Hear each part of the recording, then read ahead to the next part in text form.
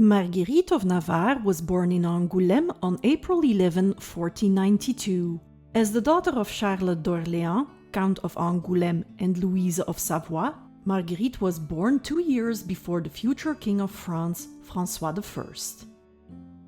Legend has it that Louise of Savoy chose the name Marguerite, which is derived from the Greek margarites, which means pearl, because, during her pregnancy, overcome by a craving for oysters, she accidentally swallowed a pearl.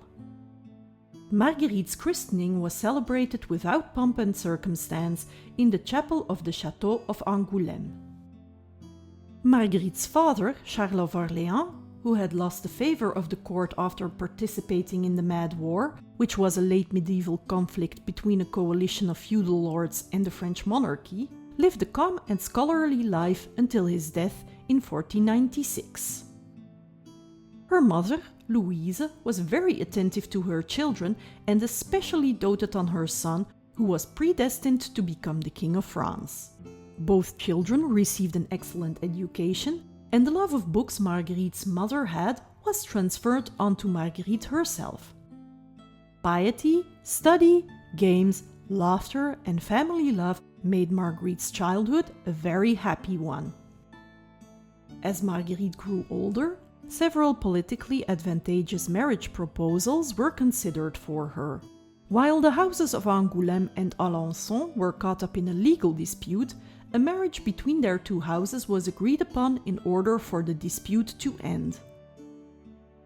On December 2, 1509, at the age of 17, Marguerite married the Duke Charles IV of Alençon.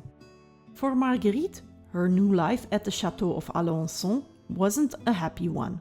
She felt locked up in what she considered to be a dark medieval castle, and she felt weighed down by her very pious mother-in-law, Marguerite Lorraine Vaudémont, and her illiterate, military-minded husband.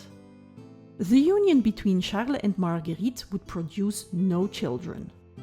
Marguerite's situation improved considerably from 1515 onwards, when her younger brother, François of Angoulême, ascended the throne of France as François I after the death of Louis XII. Marguerite received gifts from her brother, was invited to balls and parties, and she was even called upon to replace her sister-in-law, Queen Claude, the king's first wife, in official ceremonies during Claude's many pregnancies.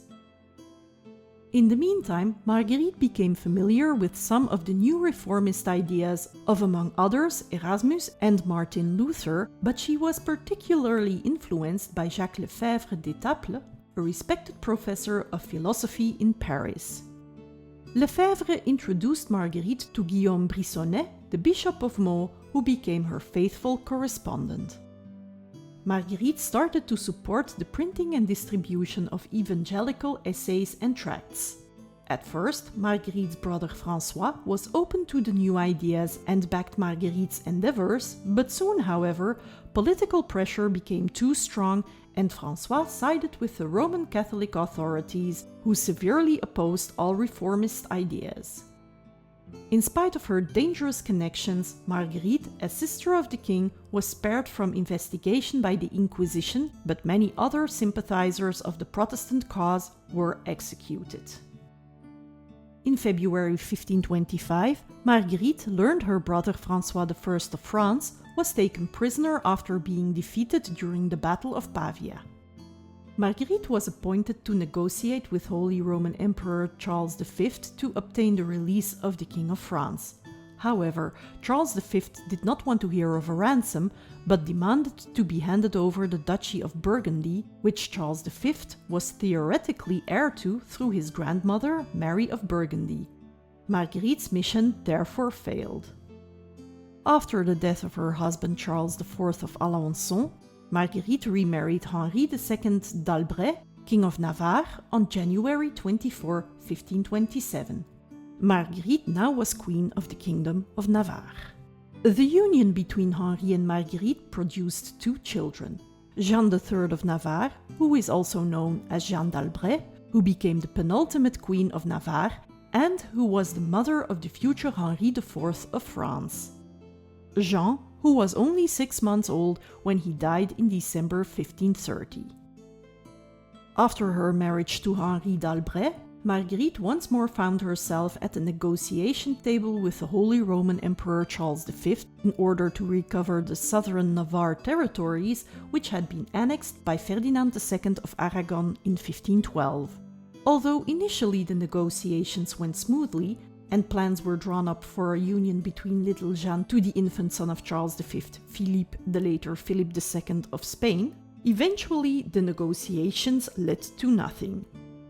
Slowly, Marguerite's political influence declined, and at the end of 1542, Marguerite returned to France.